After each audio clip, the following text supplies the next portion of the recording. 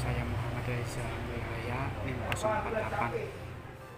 Perkenalkan, nama saya Johan Rahmat Hakim, NIM 018. Perkenalkan, nama saya Oktavianus Kamalia, NIM 11. Perkenalkan, nama saya Nuri Reza Maulana, NIM 13. Perkenalkan, nama saya Siti Aminatu Zahro, NIM 023. Perkenalkan, nama saya Bagus Trikunjoro, NIM 044. Perkenalkan, nama saya Marlana Fatuniyah, NIM 045. Perkenalkan, saya Lulu Nuraini, NIM 027. Perkenalkan, saya Anissa Eka Aprilia Dani, NIM 028. Perkenalkan, nama saya Siti Muazida, NIM 021. Assalamualaikum warahmatullahi wabarakatuh. Teman-teman, saya akan menjelaskan penggunaan aplikasi SPSS dengan menggunakan uji regresi berganda. Data yang diperoleh dari www.idx.co.id pada laporan keuangan 2017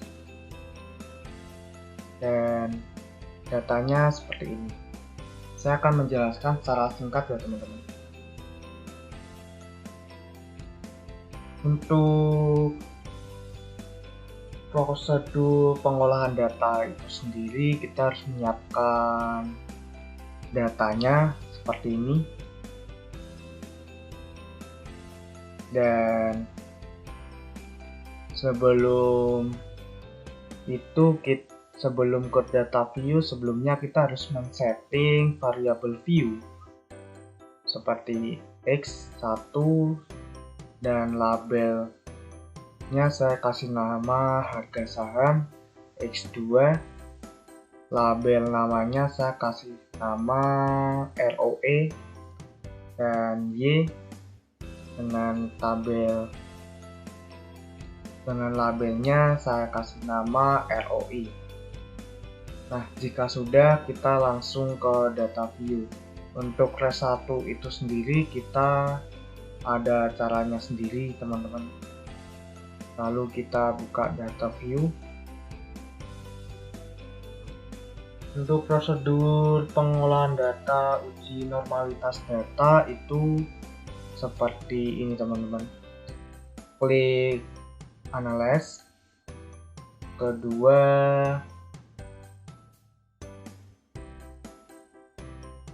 kita tekan regression, pilih sub yang linear. Nah, ini nanti seperti ini teman-teman. Yang kan ada dependent sama independent. Kalau dependent itu untuk X1 atau harga saham. Yang independent itu ROE atau X2 dan ROI atau Y. Sebelum itu kita save,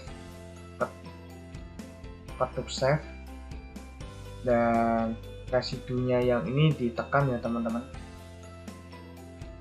Ini agar muncul kolom yang ini, res 1 ini. Lalu kita tekan plots. Nah, ini kan ada Y dan X. Kalau Y sama X, Y itu yang ini dan X yang ini.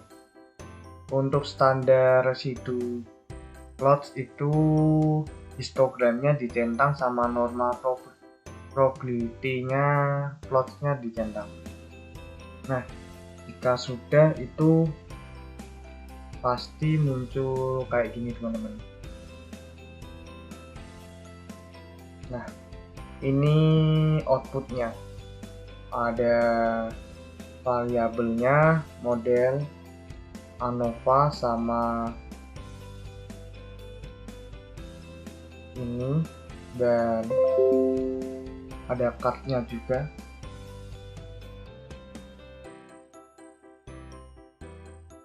Nah, langkah selanjutnya jika sudah ketemu itu kita langsung ke Word ya teman-teman.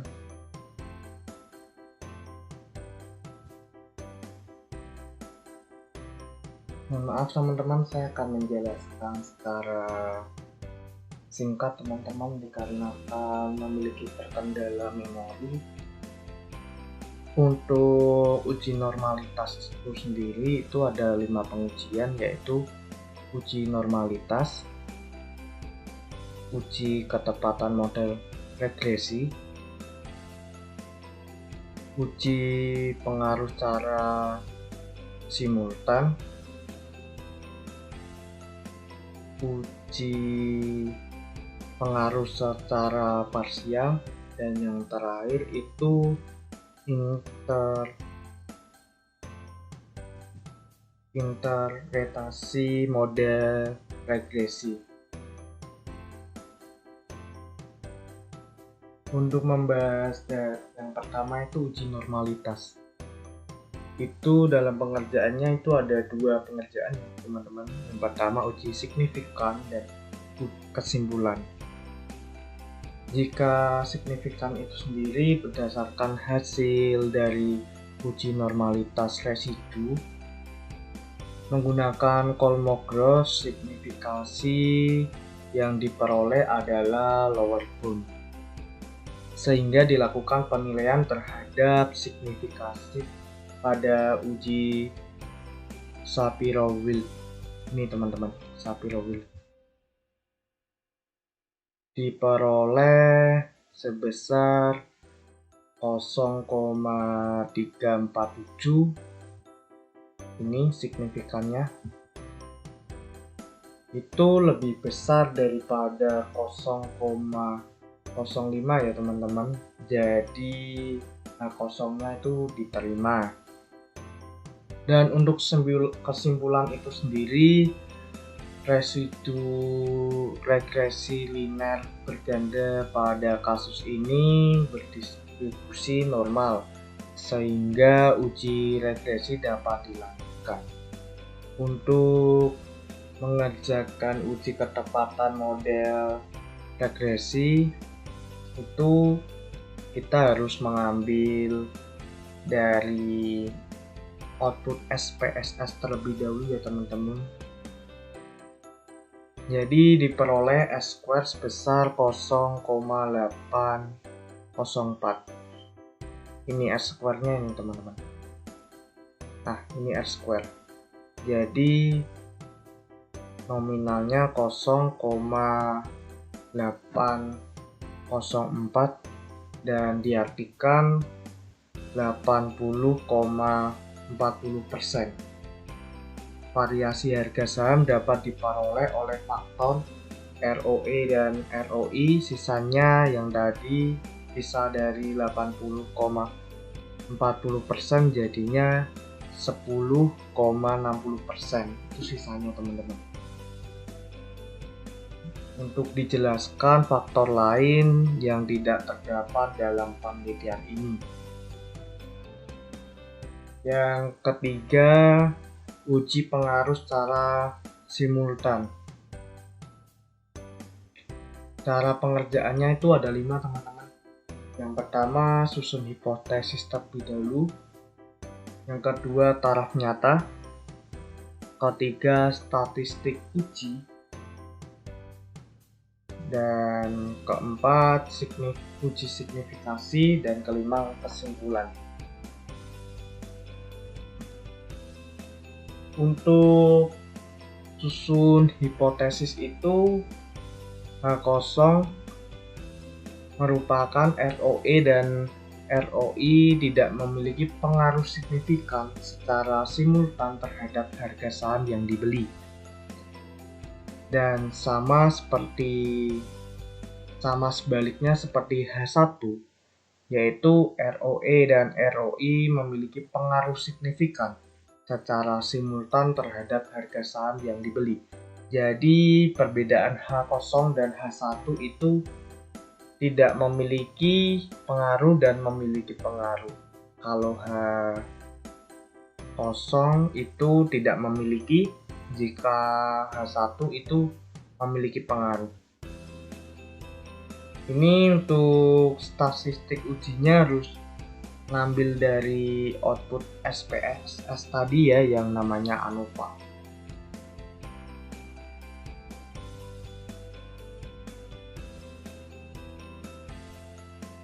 Nah, uji signifikasi berdasarkan pada tabel ANOVA di atas. Ini ya teman-teman, ANOVA. Diperoleh nilai F hitung sebesar, F hitung ini nominalnya sebesar 6,172 dan signifikasinya 0,086. Jadi signifikasinya 0,086 itu lebih kecil dibandingkan 0,05. Maka H0-nya itu ditolak. Dan selanjutnya kesimpulan itu sendiri, ROE dan ROI berpengaruh sangat signifikan secara simultan terhadap harga saham. Uji pengaruh secara parsial itu pengerjaannya ada 4 teman-teman. Yang pertama uji pengaruh secara parsial, kedua taraf signifikan 5%, ketiga statistik uji, keempat uji signifikan maaf. Untuk uji pengaruh secara parsial, hipotesis untuk berpengaruh pada ROE terhadap harga saham untuk H0 itu merupakan ROE tidak berpengaruh terhadap signifikan secara parsial terhadap harga saham. Untuk H1 itu ROE berpengaruh terhadap signifikan secara parsial terhadap harga saham. Dan sama seperti yang di atas, jika H0 itu tidak berpengaruh dan H1 itu berpengaruh terhadap. Untuk statistik uji itu sendiri kita harus ke output SPSS itu dan mencari koefisien. Dan 4 yang terakhir itu uji signifikan. T hitung untuk variabel. T hitung tuh ya ini ya teman-teman.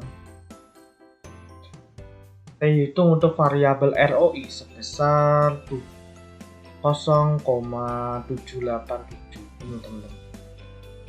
Maaf ini. Dengan signifikannya 0,489. Dikarenakan signifikasinya lebih besar daripada 0,05, maka H0-nya itu diterima. Jadi, ROI tidak berpengaruh terhadap harga saham. Yang selanjutnya, T hitung untuk variabel ROI sebesar 1781. Nah, ROE-nya ini teman-teman. Nah, T hitungnya yang ini 1,781 dengan signifikannya 0,173. Karena signifikasinya lebih besar daripada 0,05, maka H0-nya itu diterima. Jadi ROI tidak berpengaruh terhadap harga saham. Yang terakhir, pembahasan yang terakhir itu interpretasi model regresi. Berdasarkan tabel koefisien dapat dibentuk persamaan regresi berganda sebagai berikut. Jadi untuk membuat ini kita harus melihat tabel di atas koefisien. Dan rumusnya itu Y sama dengan konstannya itu 334,851 itu dikurangi dengan ROI 59,990 dan ditambah ROE yaitu 87. Nilai konstanta sebesar 334,851. Artinya, jika variabel ROI dan ROE adalah konstan atau 0, maka harga saham yang dibeli konsumen adalah sebesar 334,851 juta. Kedua, nilai koefisien regresi linear berganda atau B1 sebesar 0,722. Artinya, jika variabel bertambah 1 tahun, maka akan berdampak terhadap penurunan harga saham sebesar 59,990 juta. Ketiga, nilai koefisien regresi linear berganda atau B2 sebesar 87,022. Artinya, jika variabel ROE bertambah sebesar Rp1, maka akan berdampak terhadap kenaikan harga saham sebesar 87,022 juta.